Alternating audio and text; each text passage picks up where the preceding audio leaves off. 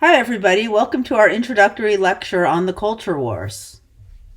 Culture refers to the values, ideas, practices, and objects that have meaning to us as a group or a society. Cultures have values or general abstract ideas or standards for what's generally considered to be good or desirable. Norms are the guidelines by which we live. When they're formal, they may be codified as law, but more often norms are informal and enforced through sanctions. We often get rewards or positive sanctions or punishments, negative sanctions based on our behavior, and that lets us know how we should be acting socially. Folkways are norms that are relatively unimportant. You can violate these without too much worry. Mores are incredibly important norms, and violating those will lead to retribution or ostracism. Our everyday culture are the languages, attitudes, beliefs transmitted through our engagement with the everyday. Today, most people are engaging with social media on an everyday level, so it has a tremendous impact on this aspect. Language is a critical or core element of culture. You can't think about things that you don't have language for, and the way that words are used has a lot of implication. Language is not just spoken language, though. Language is anything that's communicating culture clearly. Much of language is visual. Indeed, facial expressions and body language are the majority of the communication that we're engaging in with other people. When we look at someone, they don't need to be talking to tell us how they feel. We're not in doubt with any of these facial expressions on the slide as to when someone's happy or when they're unhappy. It's important to remember that this is going to vary culture to culture, and what means one thing in one culture may mean something different in another. People often take visual shortcuts in communication and make assumptions, but when you're dealing with people, this can be very problematic. When you look at these two people, people might make assumptions about who's the liberal and who's the conservative. But one of these people is a former Secretary of State under a fairly conservative presidential administration, and the other is a liberal comedian. In the United States, the culture wars tend to be thought of as tensions between so-called traditional and conservative values and so-called liberal or progressive values. The thing is, it's actually surprising how often people really agree about a lot of different aspects that go into these things, but they maybe disagree on these other aspects of culture or self present in very different ways. We always want to stop and ask ourselves with the culture wars who's really benefiting and who's really losing out in different situations. In the United States, we see consonants between the culture wars and politics. But if you take a closer look, you can see that to some degree, blue and red are a much more complicated picture. How does urban versus rural factor into the picture? How does the type of work necessary in that region factor into the picture? How does recent economic growth or decline factor into the picture? We have to think more carefully about what we're using culture as a proxy for. Here are some key culture war issues. I'm sure you can think of several others. Which ones are critical to you? Which ones have been topics of debate among you, your friends, and your family? Which are litmus tests for you? About which do you feel so strongly that you aren't willing to compromise? Which aren't really that important to you? And now I want you to step back and broaden out your thought a little bit. Even though these issues might be really important to you, when are other people's beliefs problematic for you? Others ask, how has culture been weaponized in specific ways that benefit some at the expense of others? Theorists like Jean Kilbourne highlight that all of this is taking place in a toxic cultural environment. Kilbourne points to the role of advertising in culture.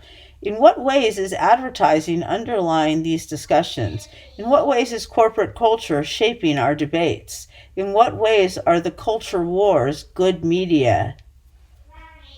When people are engaged in a culture war, they tend to believe media that's on their side and disagree with media that isn't.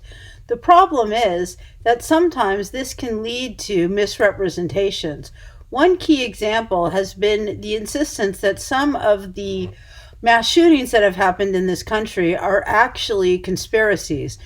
For example, the Sandy Hook massacre, a shooting that took place in a suburb in which most of the victims were actually Jewish, has on more than one occasion been referred to as a conspiracy perpetrated by those who are opposed to gun rights. This is extremely problematic because there are real families involved and real children actually did die. Even talk show host Alex Jones has insisted that this is a hoax. If you take a look at the links I've posted here, you can see that this insistence was incredibly hurtful to many of the families involved. But there's a larger issue here, that instead of having a critical debate about gun rights, reasonable legislation, and the public interest, we're engaged in a culture war where everyone's just sure that the other side is completely wrong and no one's looking for a compromise. Another key issue in the culture wars has been people's view towards immigration and migration. For example, the term chain migration has come up recently, presented as something that's negative. In demography, chain migration is simply a classic description of one of the common forms of migration.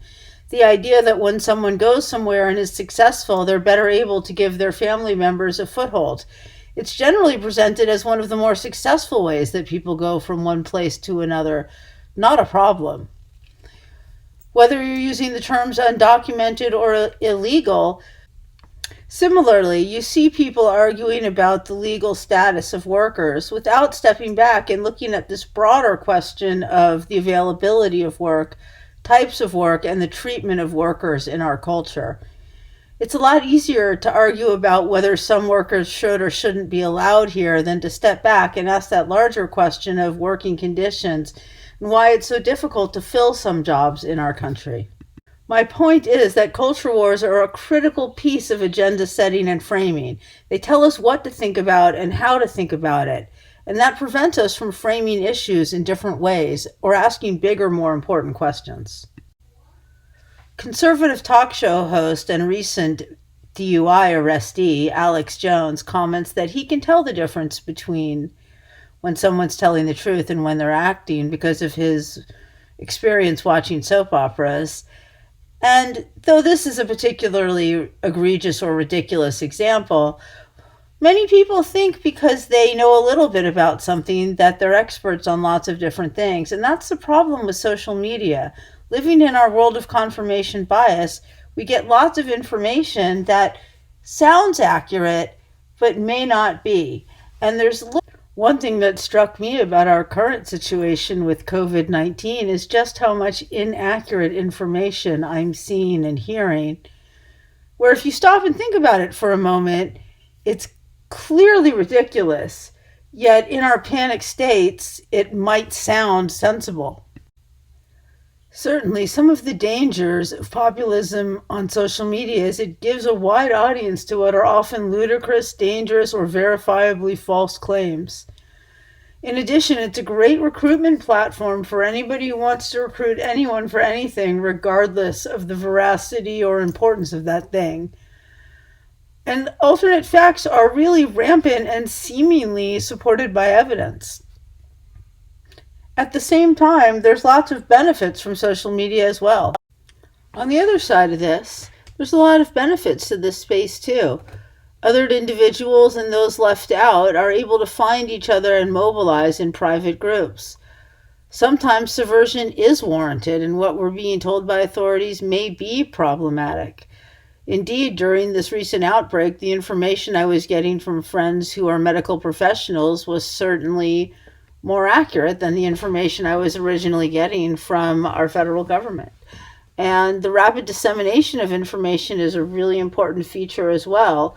Like I just mentioned, getting out really good information on flattening the curve and exactly what social distancing means, in this case, really did come from media.